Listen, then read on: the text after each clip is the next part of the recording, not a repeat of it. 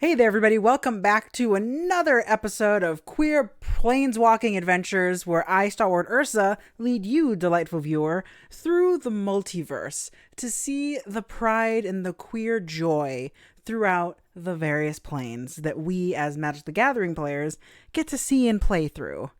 It has been a busy week for me. I just got back from Command Fest Anaheim, but I definitely wanted to make sure to continue keeping this series going. So many people are actually really enjoying it, and I'm so thrilled.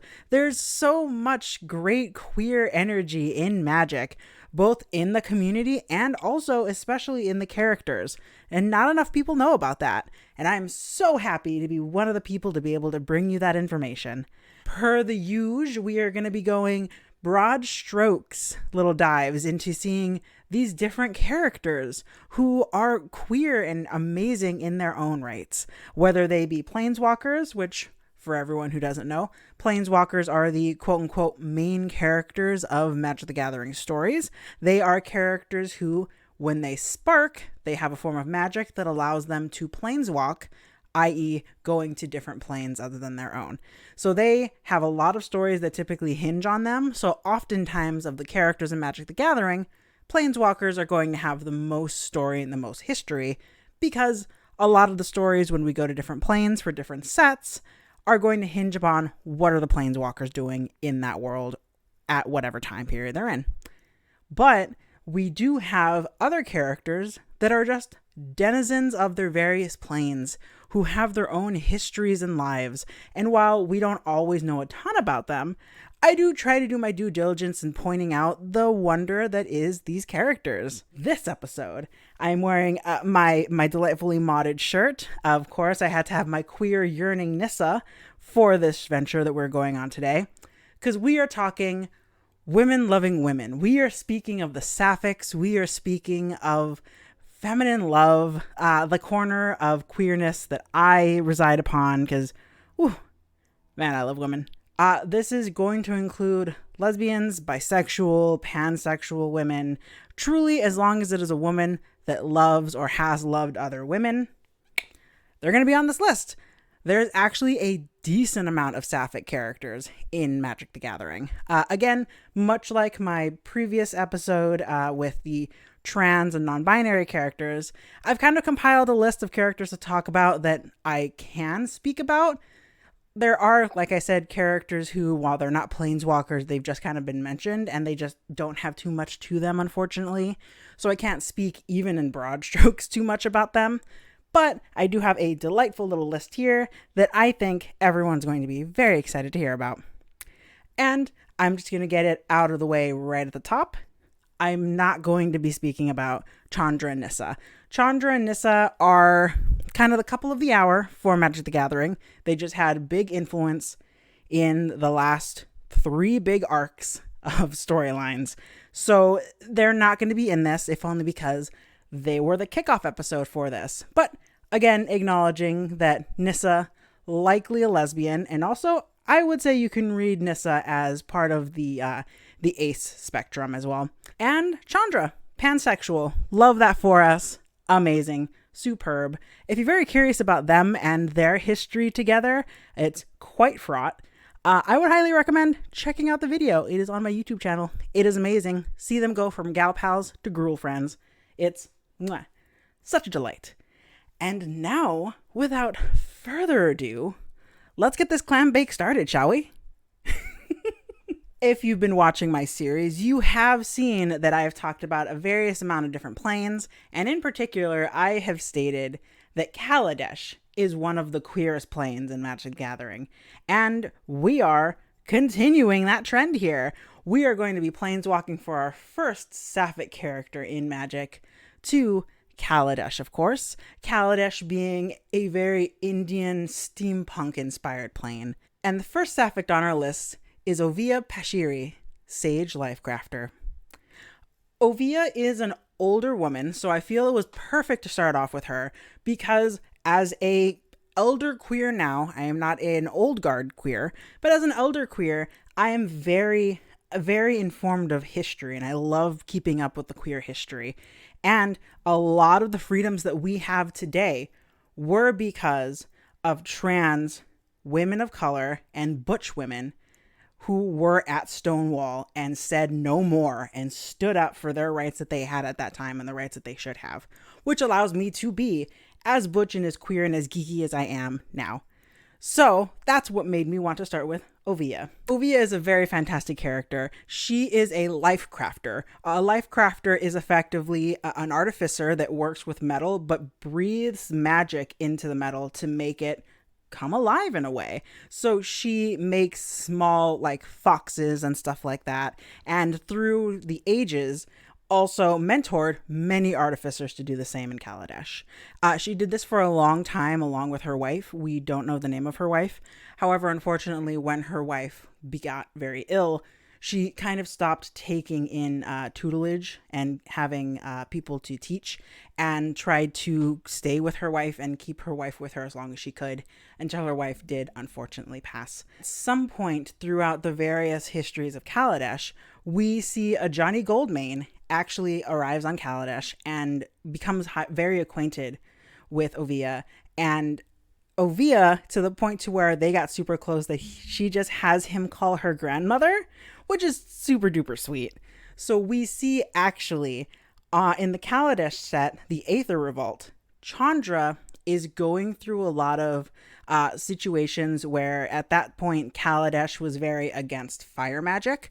So now that she has planeswalked and come back to Kaladesh to kind of help overthrow the people who kind of enacted this law that made this the social quo, she is kind of public enemy number one and has no one to turn to.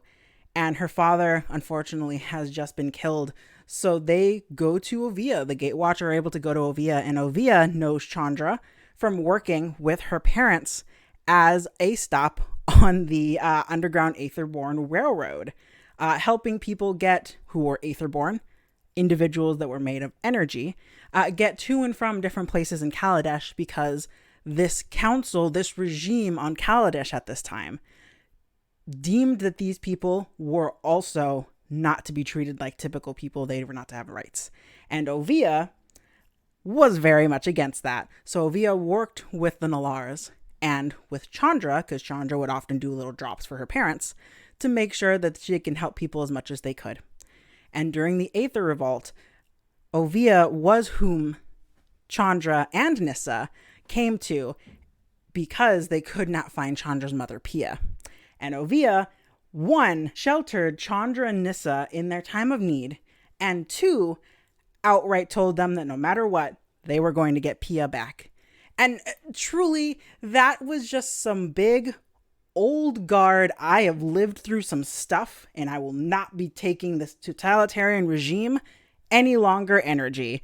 And that's why, we love Oviya. Oviya is one of the few older queer characters that we get to see in any franchise or any IP, because unfortunately we do tend to get older queer characters who just are killed off, or older characters who are kind of there just for the sake of showing how bad something was and how they can no longer fight or do something. But Oviya very much stands against that. Oviya lived through some stuff and has experienced loss and knows when to stand up and when it's worth fighting. And if that isn't the queer spirit and queer history taking place in a popular media culture, I don't know what is. We planeswalk from delightful queer vacation spot Kaladesh to New Capenna. New Capenna is a very fascinating and relatively new plane for us as Magic the Gathering fans.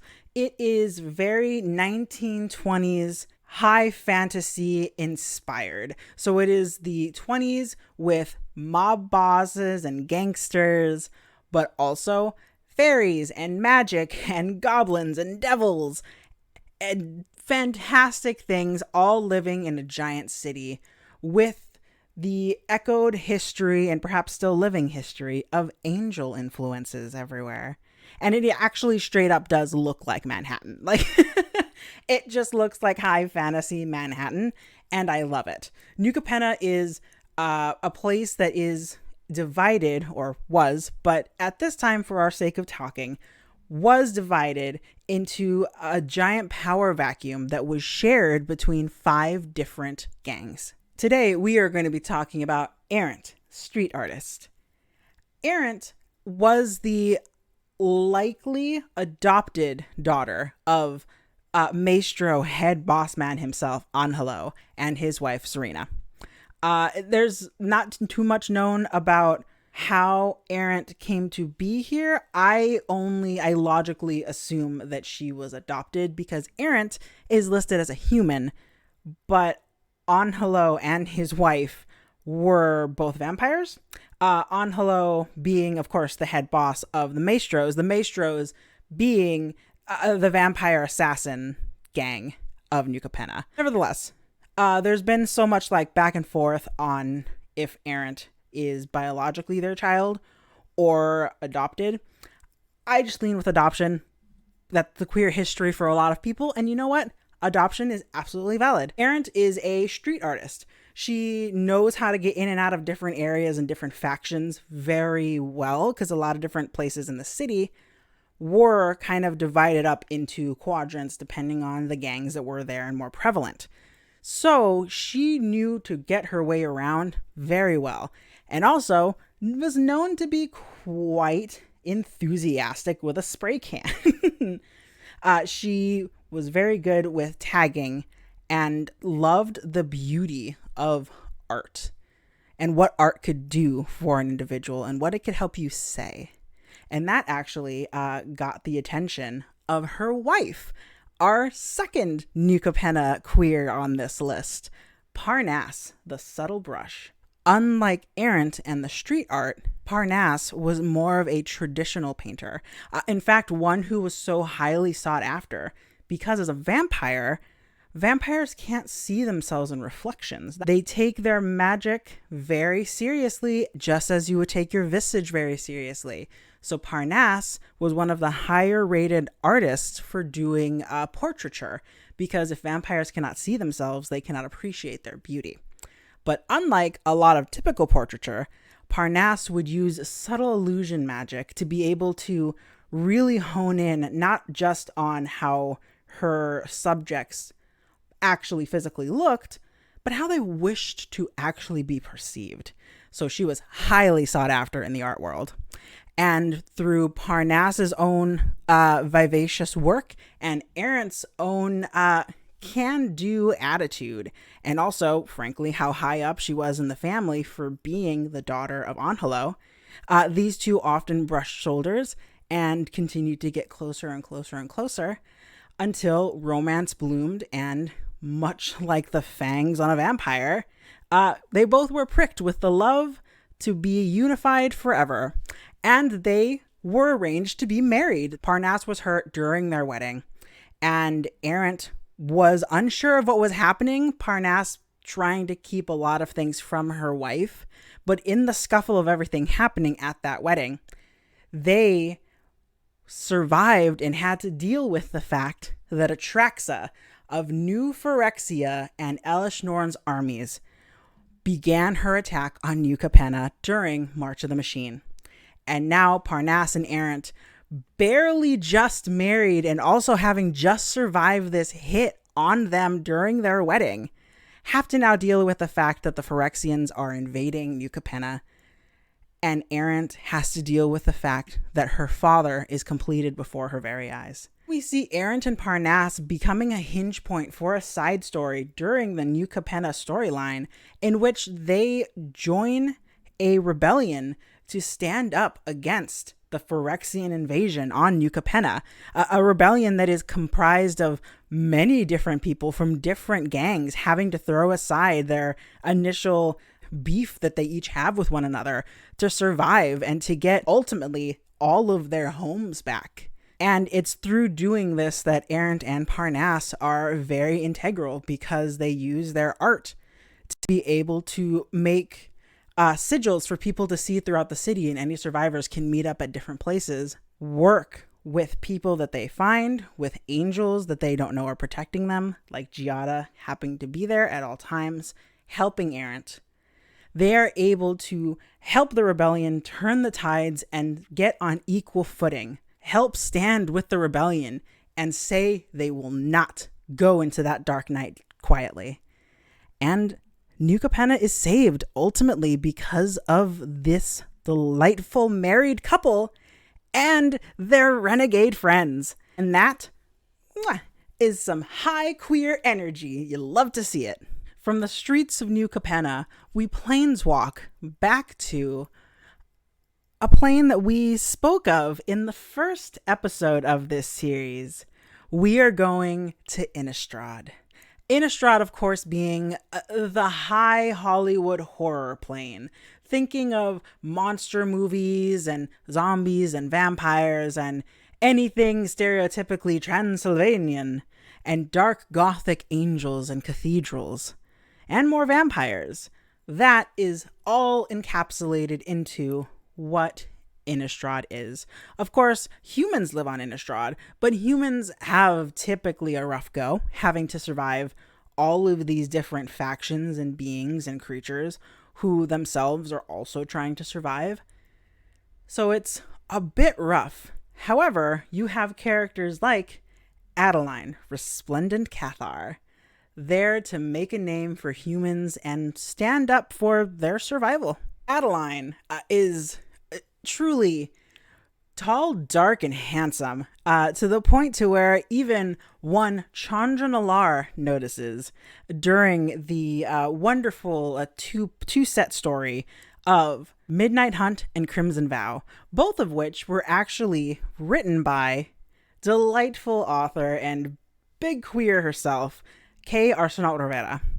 Here in this household, we stand this delightful queer, and God bless your work. And actually, fun fact, I did reach out to Kay to ask about some information about Adeline, because while we do know a decent amount, because Adeline was one of the more important characters during Midnight Hunt and Crimson Vow, I got some delightful fun facts, both about her naming and also just little fun character tidbits. So Adeline, being a wonderful warrior in and of her own right, Cathar's, of course, being a specific type of warrior, typically human, on Innistrad, Adeline lived during the attack of Emrakul. Emrakul was a giant eldritch-like being that came across on Innistrad and sought to terrorize everybody and everything on Innistrad for its own gain. And she survived through that and that initial attack on her village. And then vampires attacked what was left and took her brother. And so Adeline began to train to be able to defend people from Emrakul. And then once Emrakul was sealed away, Adeline continued her training and had a huge vendetta against the vampires on Innistrad, hoping to one day find her brother. That was when she came into the fray during Midnight Hunt to help Cathelda and the werewolf Arlen Cord, delightful planeswalker, hot wolf mommy, to help them stop the eternal night that vampires were trying to make happen. And was how she got the attention of one Chandra Nalar. Chandra also being very important in stopping what was happening during Midnight Hunt and Crimson Vow. They both got very close, seeing that both had big feelings and honestly great wills of strength, wanting to prove themselves in battle, but also just do the right thing for people, which is very big on Chandra's list. And she couldn't help the attraction that she had for Adeline. Chandra is seen, it's not a big deal, but it is very important. We end up seeing Chandra making out in the forest with a Cathar named Adeline. Chandra's queer. Here's her making out with a woman. One of those delightful fun facts that I teased a little earlier actually was, read it here for you. She named Adeline, oddly enough. Adeline was a Cathar that we had, but she did not get her official name until Kay Arsenault Rivera began writing her. And it is, in fact, a delightful queer dorky pun. Kay is very big in the Orzhov. Orzhov, of course, being the black and white faction and also very high goth themes. A lot of classical gothic theming and artistry comes with a lot of Orzhov characters. With that in mind, Kay states that she actually took the name Adeline from a piece of work by high goth author Anne Radcliffe, because Anne Radcliffe is known for writing The Mysteries of Udolpho. However, she also wrote another story called The Romance of the Forest. And Kay, knowing that she was going to write Adeline and Chandra hooking up in a forest, decided this was the main thing to do, to make this giant roundabout gothic literature pun and name Adeline because Adeline was the main character in Romance of the Forest. Queers, man, we do be loving our roundabout puns.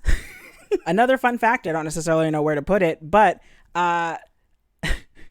it must be canon because Kay says it is, so it's a fun fact. Based on them both being young and also pretty passionate about different things, Adeline and Chandra very much have that relationship to where they will just constantly arm wrestle to see who's better at that time.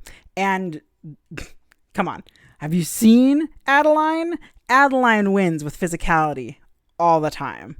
Chandra wins because she cheats and uses fire magic. Now that Chandra and Nissa are together, there's this joke going around queer magic fans of how this is gonna go if they ever go back to Innistrad. Like, is Adeline going to be waiting for Chandra with bated breath because they all just lived through the March of the Machine? Hopefully Adeline lived through the March of the Machine. Or is Chandra going to be that queer that happens to just be really good friends with her ex? I could totally see Chandra being like super close with her ex and Nissa being like confused by it, but kind of going along with it. And Adeline just being like, okay, yeah, whatever. We all just lived through this. And honestly, that's big queer energy too. We stay on this delightfully creepy plane of Innistrad because there are more queers to talk about here on this wonderful plane. I would be truly distraught if I didn't talk about Helana Kessig Ranger and Elena Kessig Trapper. These delightful women are partners in the game sense. They are also partners in real life. Helana, or Hal as she likes to be called, works with her wonderful partner to protect Kessig, and specifically the dark, deep depths of the Ulvenwald. Particularly, they are trackers and hunters and typically would fight werewolves, with werewolves being one of the different types of creatures that would go after humans on Innistrad. That was their main enemy, typically. Of course, vampires are there everywhere, but in Ulvenwald, it was more werewolves that were the issue. So they would often protect travelers going through Ulvenwald from werewolf attacks and whatever else happened to come up.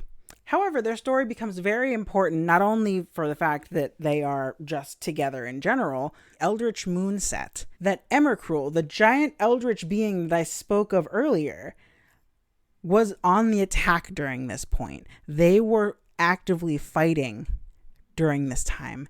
And Emmercruel, unlike the Phyrexians, perhaps like and also distinctly similar and distinctly different from, Emmercruel would be able to use its magic to corrupt the minds of individuals, to garner them to its sway, to be able to get cults that would do great atrocities in its name. And Hal and Elena sought out to find out what was happening to all of these situations that were happening around them, and they would find trails of these cult activities that led them eventually to Emmercruel.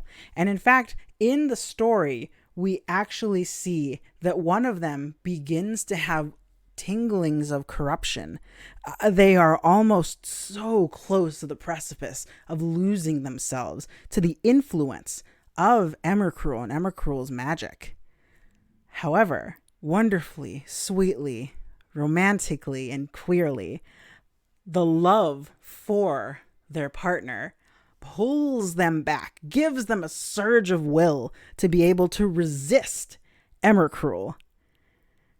And Hal and Elena and their love save one another from Emmercruel to be able to continue fighting with werewolves to be able to stop Emmercruel's cult influences, while eventually, when Emmercruel is locked in a moon by planeswalkers, they do go back to fighting and warring with werewolves. However, most importantly, they go back to doing that together. Because the true love of these two women for one another saved them from losing themselves. And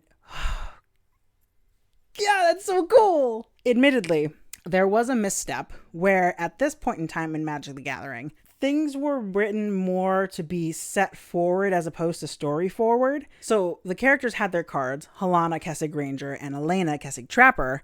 But despite the fact that they had partners on them, on the cards, so you can actually be able to put them together. And the story flat out tells you that they are integrally important to one another. We don't have a card with them on it together until we go back to Innistrad Crimson Vow and we get a reprinting of their characters, but we finally get Helana and Elena partners. Truly just honestly iconic that they were so integral and their love was so important that everyone was like, hey, why aren't they on a card together? Why don't we acknowledge that more in the actual game as opposed to just the story? To the point to where Wizards of the Coast had to say, damn, you're right. Here's this card. Y'all are bad. Yes, that is what I want. I want as a queer to be catered to in that way. Thank you very much. More, please. Leaving the wonderful queer gothic beauty of Innistrad, we head back to... Can you guess where we're heading back? That's right, Kaladesh! I told you guys, Kaladesh is very queer. We are heading to Kaladesh to speak of the first planeswalker on this list that wasn't Chandra or Nissa. I am talking about my beloved, my wonderful, my delightful, inventive woman, Saheeli Rai.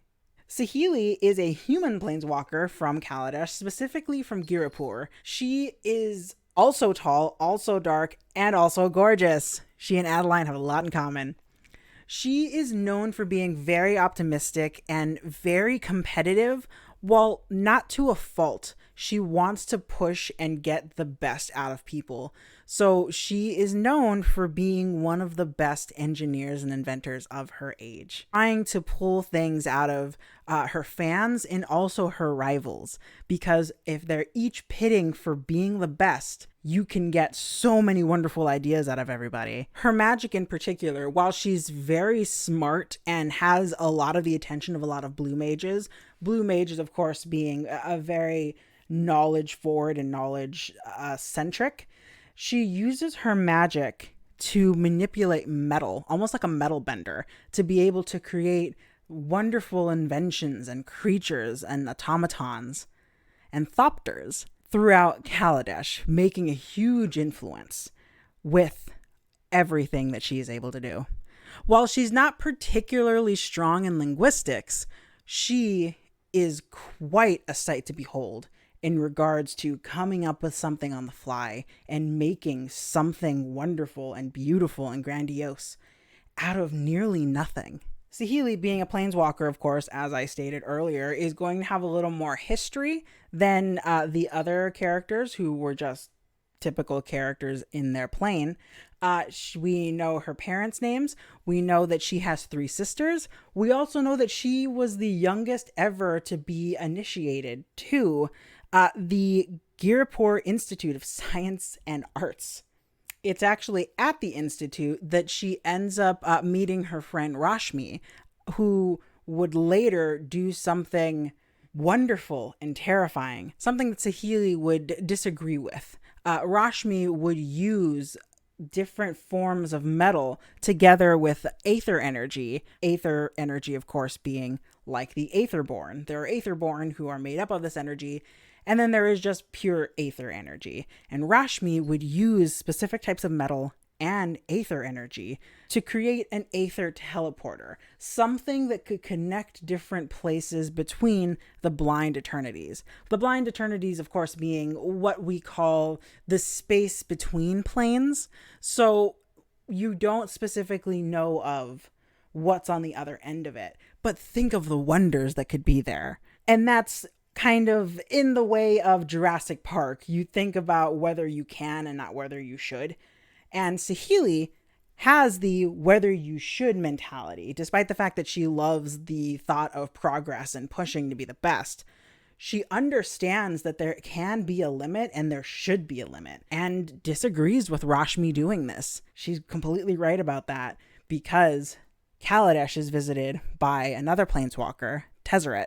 And Tezzeret, as Saheeli learns, is there to take the Aether Teleporter. Unfortunately, through everything that happens in that story, has complete control over it. And that is what begins the rampage of Phyrexians throughout the multiverse, because Phyrexians cannot planeswalk themselves. However, if they have a teleporter that can connect one place to another, they simply have to walk through a teleported bridge. Tezzeret's interference with the teleporter would cause a lot of issues, and actually it's at this time that the Gatewatch has arrived on Kaladesh, and Liliana has joined her and stated that she would give her assistance.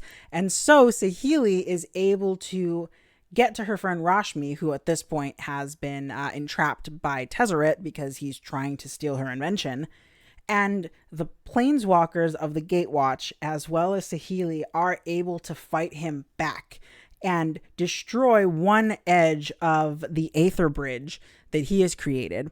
However, while they're not able to get Tezzeret, they are able to break this bridge and stop whatever plans he was going to use this invention for on Kaladesh. At that point, Chandra does offer Saheeli a place on the Gatewatch, but Saheeli, having been through all of this and seeing what her friend had just gone through, and had been working with the Gatewatch and Chandra's mom, Pia Nalar, knew that there would need to be people on Kaladesh who were willing to fight for Kaladesh and to rebuild after what had just happened. So she declined the offer to the Gatewatch, stating that she needed to be there for Kaladesh.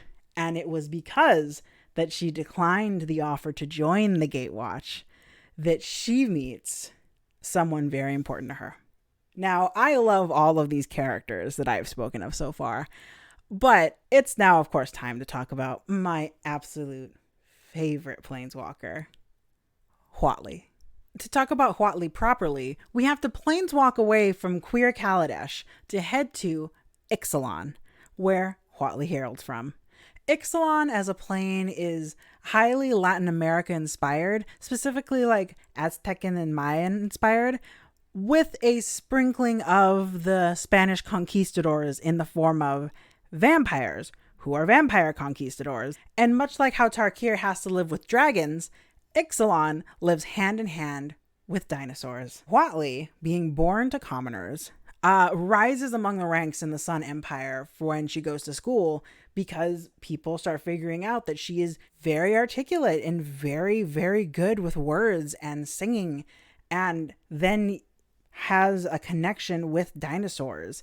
She's able to kind of use like scent memory, so dinosaurs kind of come to her aid whenever she like heralds for them. And then as she grows up, she starts getting more martial ability. She's able to become a better fighter. So then she helps fight against the vampire incursion and is able to use her voice and her poems and her singing to inspire warriors that are fighting with her to continue fighting, to stay on their feet, to keep going. That is ultimately what ends up getting her the title of the warrior poet, the youngest person to ever hold the title, in fact. It is said that her poems are able to make the emperor of the Sun Empire openly weep, because she's just that good. Like Sappho and her, like this. And honestly, much like Sappho, the arts and performance are highly respected in the Sun Empire on Ixalan. So the fact that she has these abilities makes her so important to the community, that add that in with her abilities to fight, and she's kind of the ideal woman. Huatli becomes aware of her planeswalking abilities when she is fighting the vampire incursion along one of the coasts of Ixalan, and she runs into another planeswalker, Angrath. Angrath is searching for the immortal sun. It is known that on Ixalan, but it's a very powerful item that could be used very badly if someone were to get their hands on it. And unfortunately, wouldn't you know it, Tezzeret, having gotten what he wanted to from Kaladesh, comes to Ixalan and tries to get the immortal sun. Unfortunately, he is able to do it, but Huatli, being confused by Angrath's potential and what he wants with the immortal sun, kind of is stuck in her ways. She kind of wants to do what she wants to do, and Angrath is trying to tell her the possibilities of being a planeswalker, seeing the possibility within her. And they end up fighting, and while they're fighting, Huatli, in like a fit of like emotions, ends up planeswalking to another area that's just gorgeous, and it's out of her description. She's never been anywhere like this before. And then she pops back in the middle of this fight with Angrath. And Angrath is like, look at the abilities, look what you can do beyond just being a poet. Of course, Angrath not understanding the cultura. But then Tezzeret shows up, and it is then found out that the immortal sun, while being important in Ixalan, was also kind of suppressing the potential of Huatli and other possible planeswalkers. And so while they do fight Tezzeret, Tezzeret is unfortunately able to get away with the immortal sun, and with the immortal sun off of Ixalan. It's unfortunate for later story, as we find out of what Tezzeret's going to be doing with the planar bridge that he got from Kaladesh and now the immortal sun. However, now Huatli can planeswalk, and Huatli does end up leaving Ixalan, and the first place she goes to is Girapur on Kaladesh. And this is where she meets her second planeswalker, whom she actually really likes, Saheeli. Saheeli and Huatli have like a very cool friendship. There's a story where they just bond over recognizing that they are each planeswalkers. And Saheeli is just fascinated by Kaladesh, having seen nothing like any of this before, having been solely on Ixalan. And Saheeli, understanding what planeswalking is, can read from a mile away what Huatli is. And they bond over sharing their cultures with one another and having someone that they really kind of click almost instantly. And they are very fast friends, finding the love of planeswalking and seeing new worlds with one another. And Saheeli falling in love with like the description of dinosaurs and instantly trying to figure out how she can make dinosaurs on Kaladesh. We then fast forward another story that now that Saheeli and Huatli know each other and Saheeli is becoming more comfortable becoming a planeswalker and getting more of a handle on it, because initially when planeswalkers spark and start planeswalking, they can't control it. So it's like a muscle. You have to figure out how to use it. And so Huatli begins to start figuring out how to use it. So she goes to different places and then eventually does return to Kaladesh. And in the story, we see that Huatli, it's from specifically Huatli's perspective, Huatli goes to Kaladesh and there is actually a message board where people can put up things that they're looking for, and basically a Craigslist, if you would. But there's an enchanted portion of it that she can feel is like a remnant of planeswalking energy. This is how planeswalkers communicate to one another if you happen to be on Kaladesh. So she ends up finding a note there from someone who signs their letters with R. And slowly but surely, Huatli starts responding to this person. And she starts kind of having like a flirtationship and feeling herself growing more and more close to this person, and really loves their mind and how they're quippy. And every time she comes back to Kaladesh, she keeps finding letters from this person, and they keep an open correspondence until eventually they decide that they want to meet. And she goes towards the meeting spot and ends up running into Saheeli. She's excited to see Saheeli because she hasn't seen Saheeli for a bit. And she feels like this really cool like connection and draw to Saheeli. And then Saheeli invites her out to dinner. Huatli's then torn because she's been having this flirtationship with this person through her message board. She turns down Saheeli but feels bad about it, and then goes to this bar to meet this other person who she does eventually, through the notes, finds out is a woman. And she's very excited and flustered, and yet she can only keep thinking about Saheeli, and she's in this torn place. And then Saheeli shows up in the bar. Initially, the warrior in her kicks in and is like, oh, did she follow me here? And then Huatli realizes that R stands for Rai. Saheeli and Huatli had been flirting through a message board unknowingly with one another, sharing that intensity that they had once again when they initially met on Kaladesh, but now getting to know each other even more, and almost in a distinctly more intimate way, because they weren't seeing each other. They were just speaking their minds of different things. And they decide to make a date out of planeswalking. They would start drinking here on Kaladesh, and then they would go to New Capenna, and they would go wherever the night takes them. And it's such a sweet story seeing the two of them like getting together in this way. And it makes me really emotional because I read this story initially, and it echoed my own story with my wife. My wife and I got together through Tumblr. We also were just ranting about stuff through our various blogs and found each other, and then decided to take a chance on planeswalking together. And now here we are, years later, having known each other for almost 12 years, and are married. And Huatli and Saheeli did the same thing. While they're not married, they are very important to each other. And also, they as well, truly, the Saphics were winning in March of the Machine. They also had a side story that was kind of amazing. It wasn't specifically tied to them, but it followed Huatli on Ixalan during the Phyrexian invasion. And she has a flashback where she remembers the last time that she was with Saheeli. And this is the first time in Magic where we actually see, well, the second time? No, it was the first time.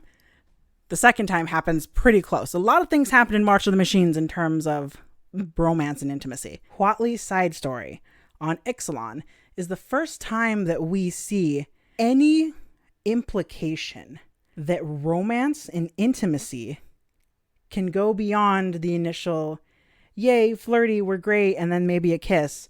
We get the implication that these two have been physically intimate with one another. They biblically know each other very well. We see that Huatli and Saheeli are musing together on Huatli's bed in Ixalan, because they have heard rumblings of what was happening with the Phyrexians, and Huatli and Saheeli have this last stolen moment together in Huatli's room.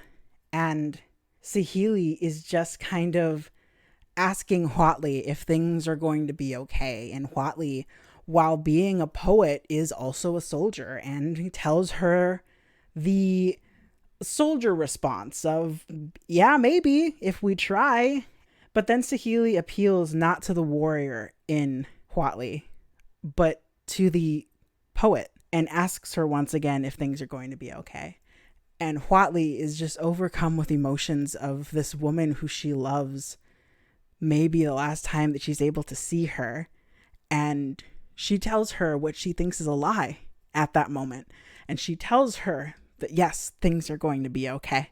And then we see throughout that story that things are bad, y'all. Things are not going well. And the vampire empire has to work with the Sun Empire to try and fight off the Phyrexians.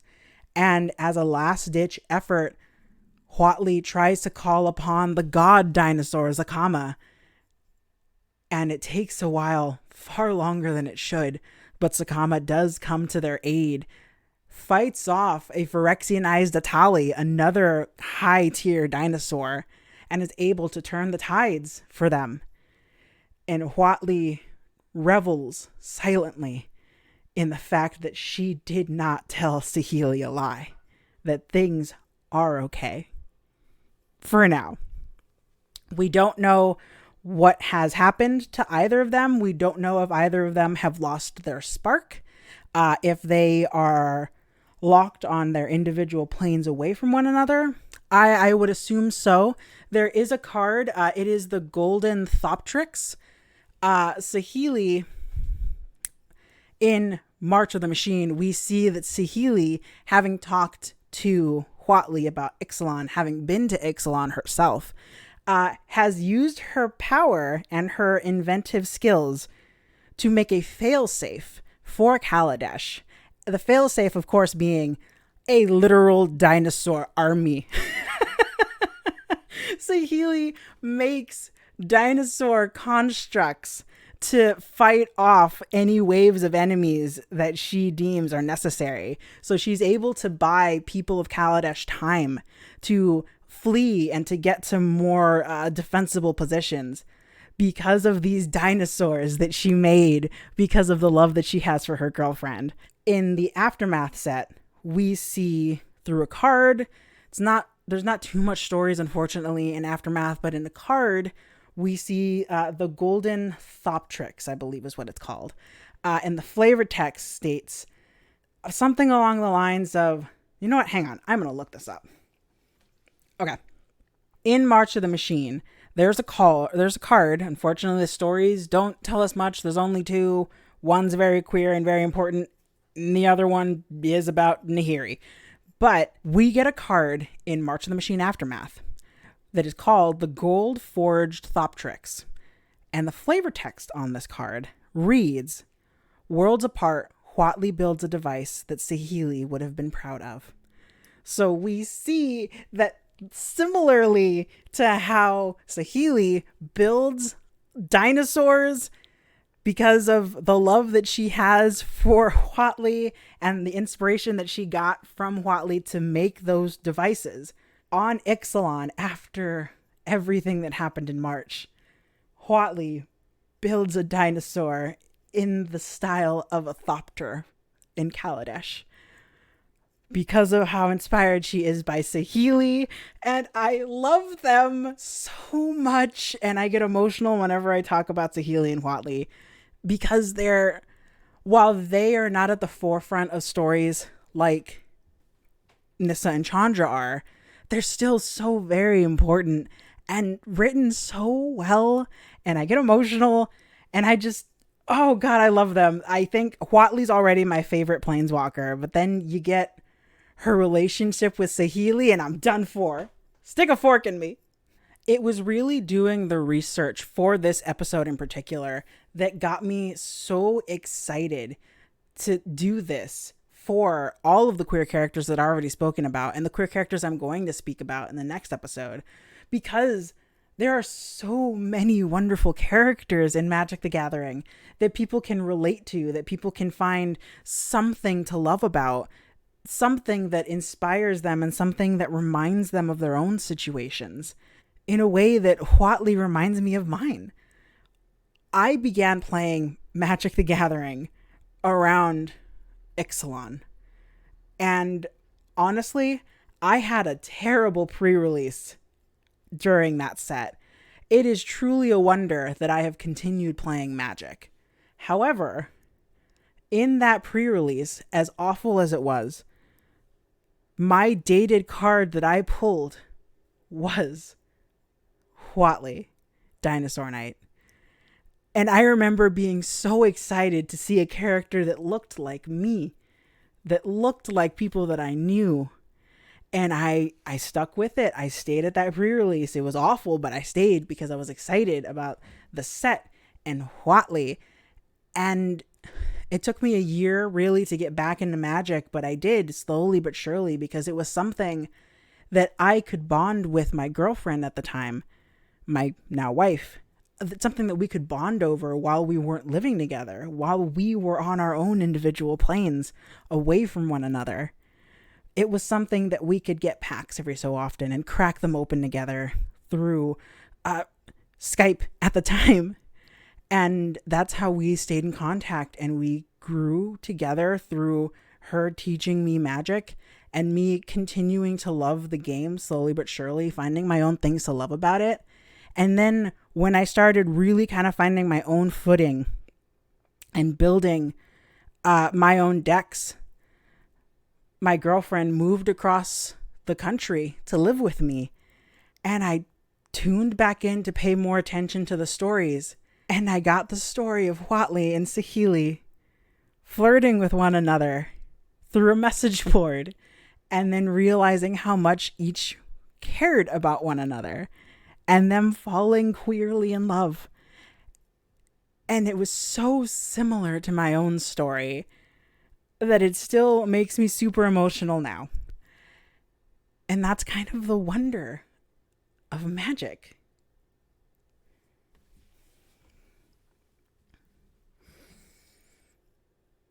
Whew. In the next episode of Pride Across the Multiverse, we are going to be talking about gay characters in Magic the Gathering, the rainbow. We are talking about men loving men, masculine identifying characters who love other masculine identifying characters.